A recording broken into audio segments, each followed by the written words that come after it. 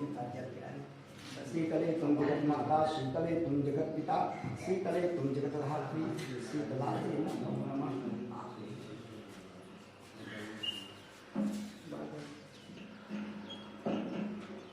सर्वस्वरूपे सर्वेशे सर्वशक्ति के सर्वे नमोते सर्वभूतेषु श्रद्धारूपेण संस्था नमस्तस्ते नमस्तस्ते नमस्तस्ते नमो नमः। व्यासपीठ को प्रणाम कर लें।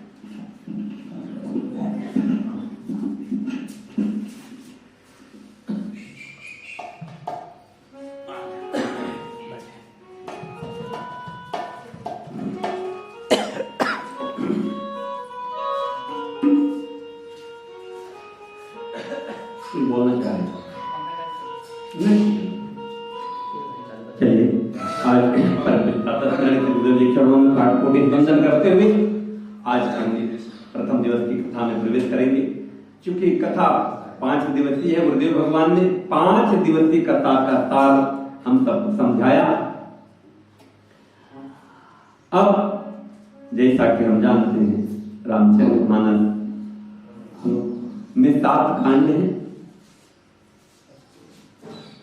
अब 7 कांड में हर एक कांड की अपनी अपनी महत्ता है। अब इन 7 कांड को हमको विधि विधान के हिसाब से 9 या 30 दिन में करना होता है, हमको 5 दिन में करना है। हम बहुत सारी चीजों को अपने इस व्यवस्था के अनुसार लेकर चलेंगे। प्रथम दिवस में बालकांड, हम बालकांड का अपने आप में रामचरितमानस में बालकांड का पूर्वार्ध और उत्तरकांड का उत्तरार्ध इतना अद्भुत, इतना शिक्षाप्रद और जीवन यदि उसका थोड़ा भी अंश उतर जाए तो जीवन के त्रय पाप, दैहिक दैहिक भौतिक तीनों का संबंध सिर्फ कितने में है? इतना ही नहीं, व्यवहारिक जीवन में जो हमारे जीवन में यदा कदा क्लेश आ जाते हैं, उत्पन्न हो जाते हैं, उनका भी संबंध है। अब बालकांड में प्रथमतया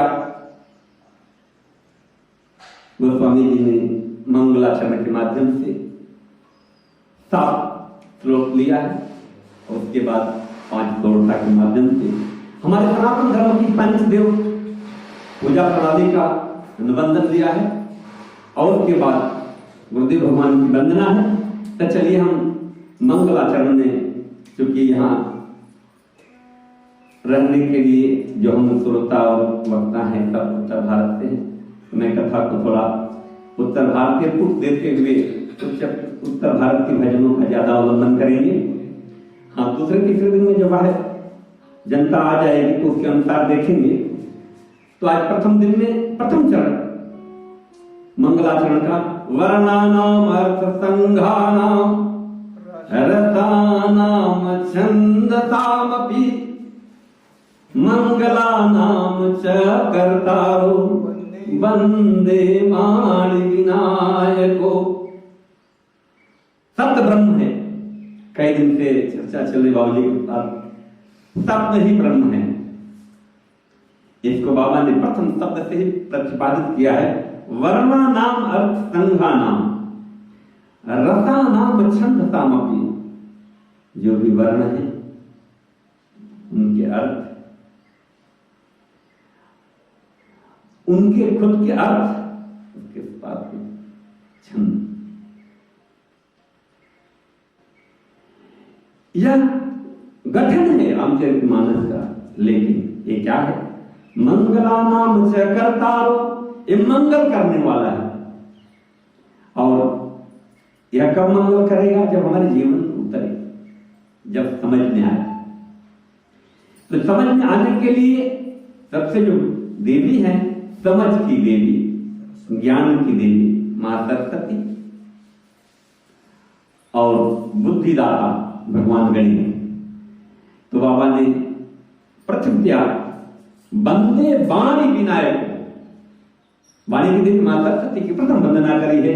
चलिए हम एक गीत के माध्यम से आगे बढ़ेंगे। हम माता सरस्वती की वंदना करते हैं। प्रथम दिन है, बड़ी उत्तर भारत की भजन है। अक्सर करके जो कीर्तन गाने वाले लोग हैं, गाते हैं, तो हम लोग चलेंगे उसका अवलंबन लेते हुए। भोजपुरी पुट है, मुझे लगता है कि सब लोग भोजपुरी समझते होंगे, और चूंकि हम गाने वाले लोग भी वही के हैं तो ज्यादा रख लिया जाए। सर्वांकर मेरे माता भवानी मोरे पातिरा को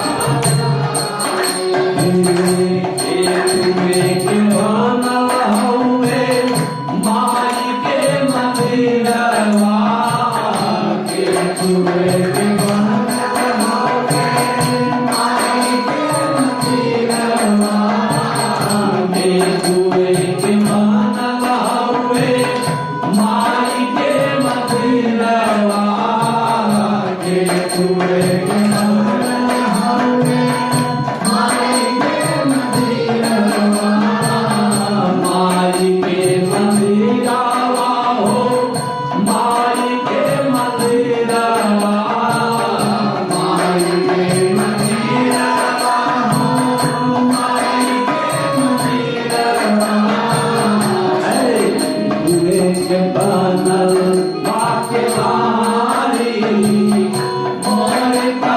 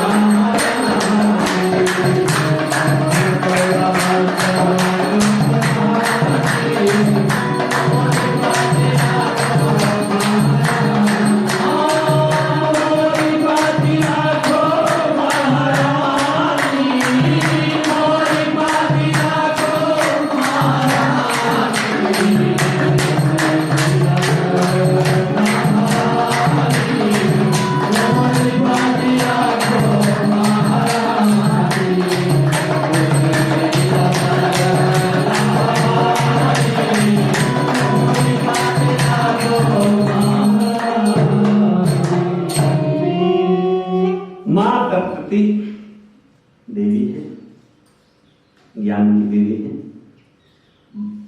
वाणी के लिए।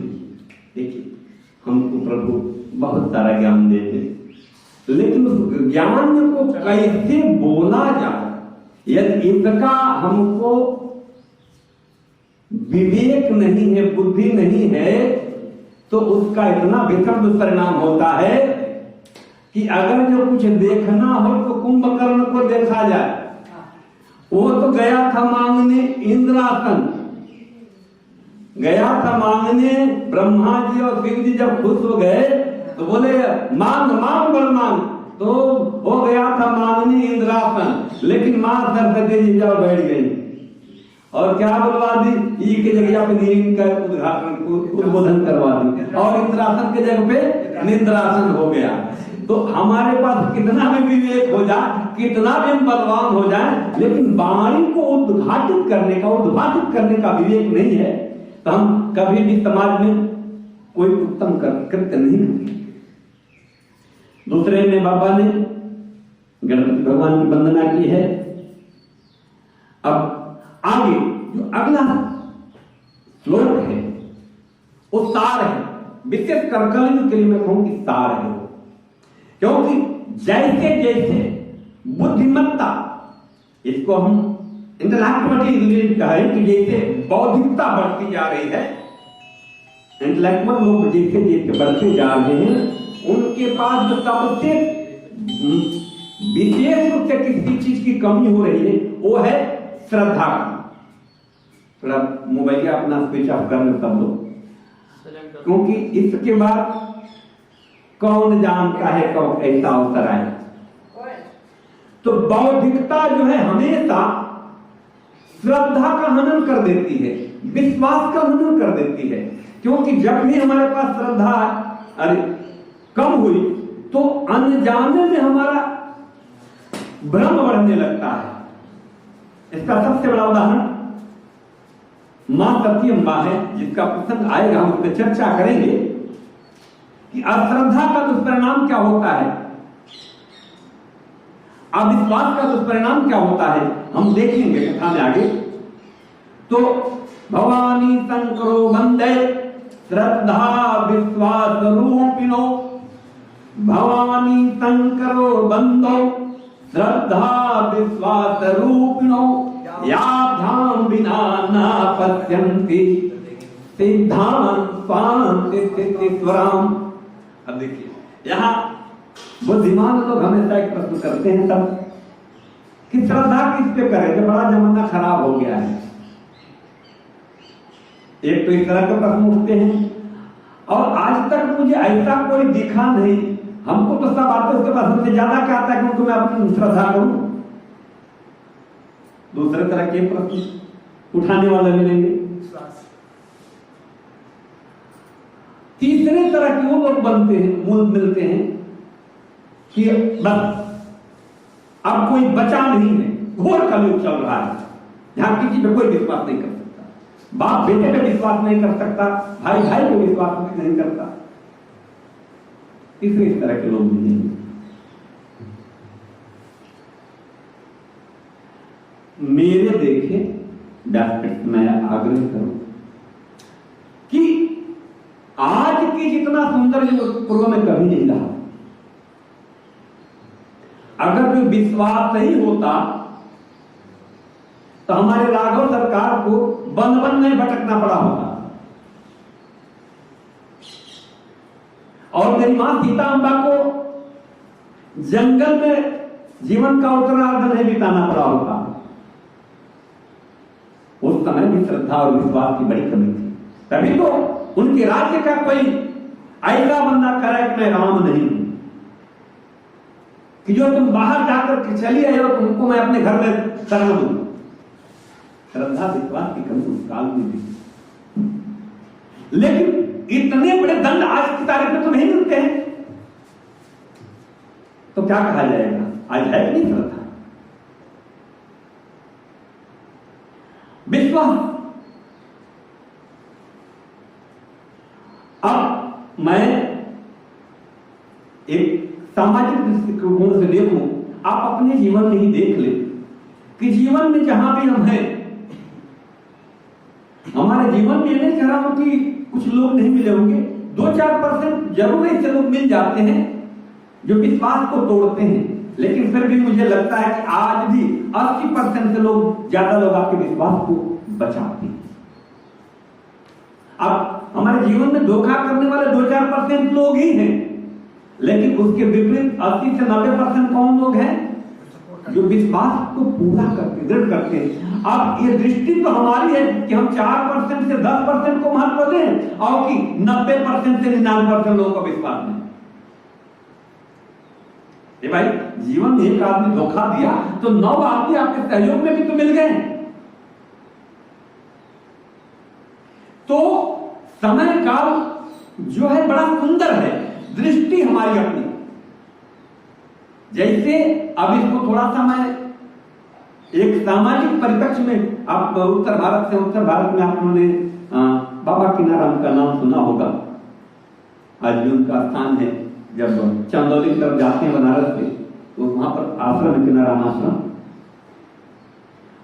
वो हमेशा एक बात कहा करते थे, साधु चोर और लंपट ज्ञानी, साधु चोर और लंपट ज्ञानी, जस यापन तस दूसर जानी। जो जैसा है वैसा ही दूसरे वाले सामने वाले को समझता है। लोक व्यवहार में भी देखिए कि जो अभी देखिए, अगर जो आप यात्रा करें और आपके पास टिकट ना हो तो हमेशा टिकट आप बिना टिकट वालों को पकड़ लेता है, जब कितनी भीड़ लगी होती है उसमें कितने लोग जा रहे हैं, लेकिन जिनके पास टिकट नहीं होता अक्सर उसकी दृष्टि पर पड़ जाती है।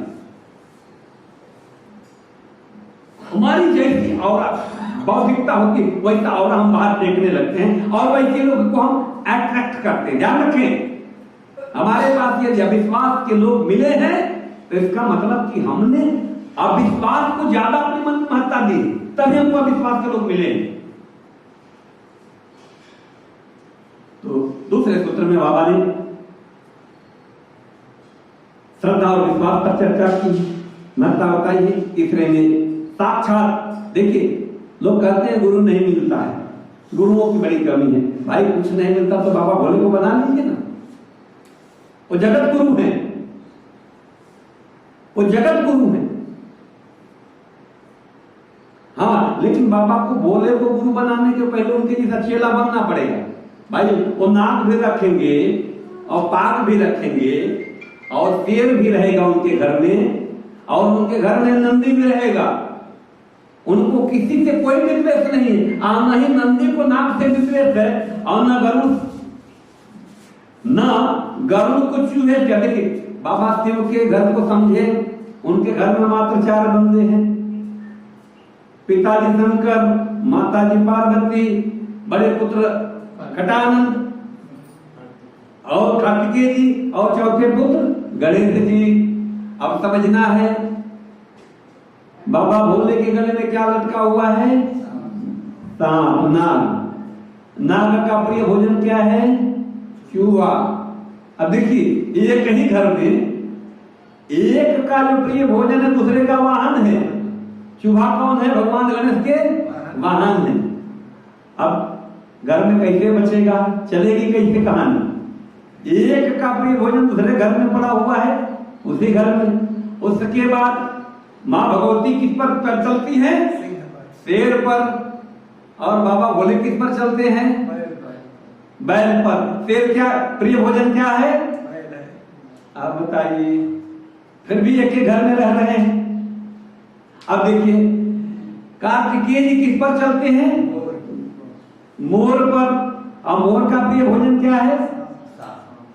बाबा भोले के गले में लटका हुआ है सांप। आप देखिए अब इतना विरोध है एक ही घर में, इतना विरोध है, फिर भी उस घर में कोई अशांति नहीं। अच्छा इतना विरोध हम लोग के घर में है क्या?